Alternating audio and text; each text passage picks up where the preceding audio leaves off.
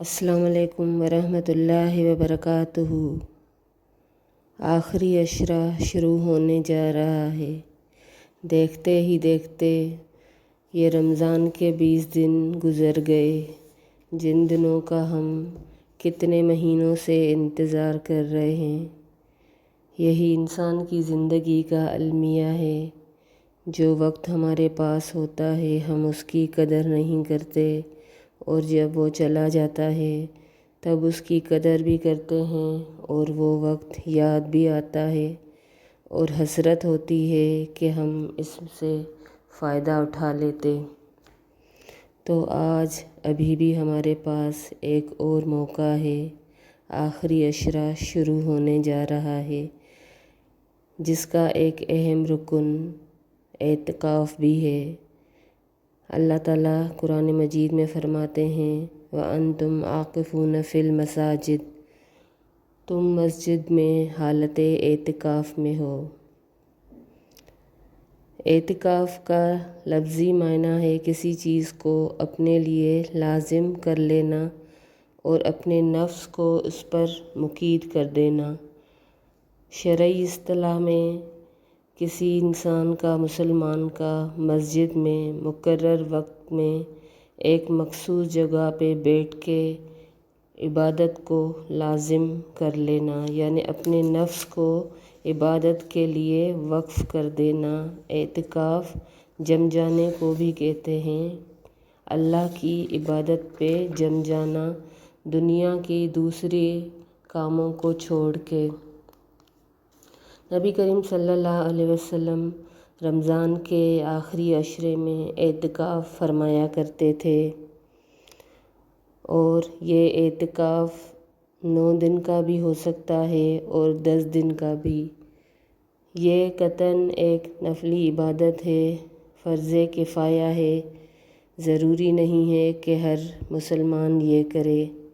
जिस इंसान में ताकत हो, वसअत हो तो वो कर सकता है।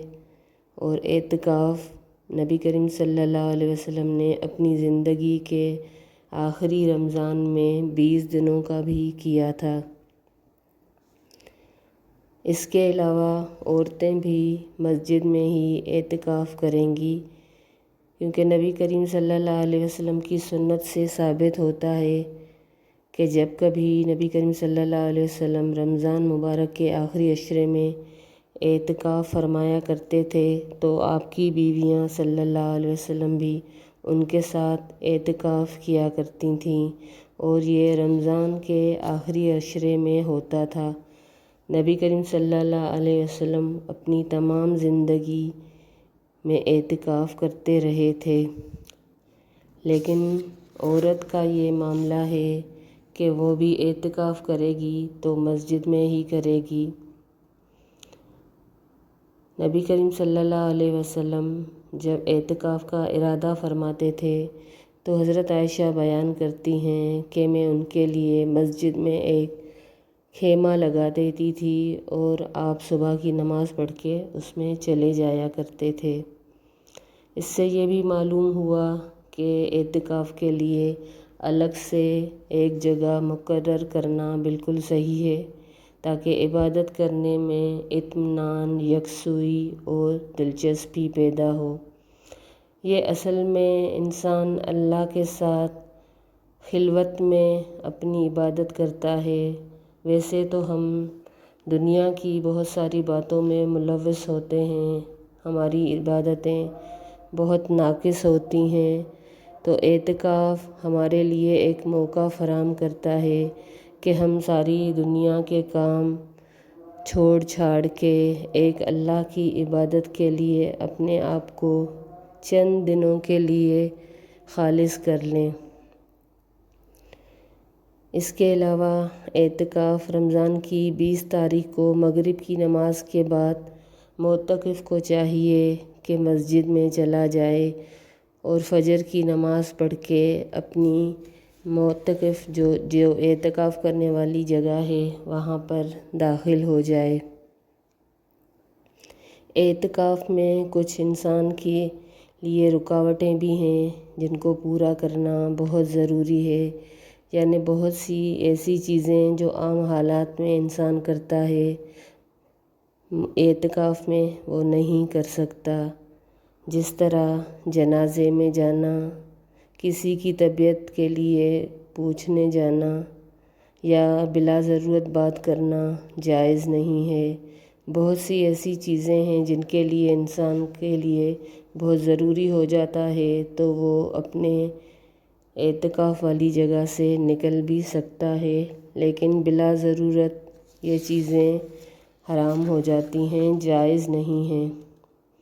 اعتکاف کرنے والا اگر واقعی بہت ضرورت مند ہو، حاجت مند ہو تو اپنے گھر بھی جا سکتا ہے، جیسے غسل کرنے کے لیے یا رفع حاجات کے لیے، اور اسی طرح اگر اس کے لیے کوئی کھانا لانے والا نہ ہو تو وہ اس حاجت کے لیے بھی مسجد سے باہر جا سکتا ہے۔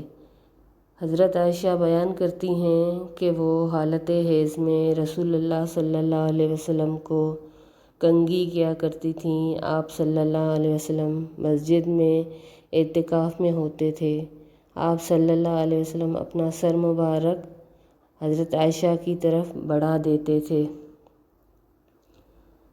اس کے علاوہ ایک بار نبی کریم صلی اللہ علیہ وسلم کی زوجہ محترمہ حضرت صفیہ نبی کریم صلی اللہ علیہ وسلم کے پاس ملاقات کے لیے حاضر ہوئیں۔ آپ صلی اللہ علیہ وسلم حالت اعتکاف میں تھے، تو جب وہ واپس جانے لگیں تو ان کا حجرہ ذرا مسجد سے تھوڑا فاصلے پہ تھا۔ آپ صلی اللہ علیہ وسلم ان کو گھر تک چھوڑنے آئے تو ایک انصاری صحابی نے آپ صلی اللہ علیہ وسلم کو دیکھا۔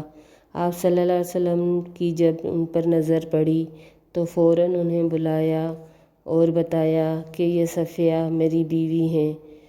انہوں نے یہ وضاحت اس لیے ضروری سمجھی کہ وہ صحابی کہیں بدگمان نہ ہو جائیں، تو اس سے یہ ثابت ہوتا ہے کہ اپنی بیوی کو چھوڑنے کے لیے اعتکاف کرنے والا گھر تک جا سکتا ہے۔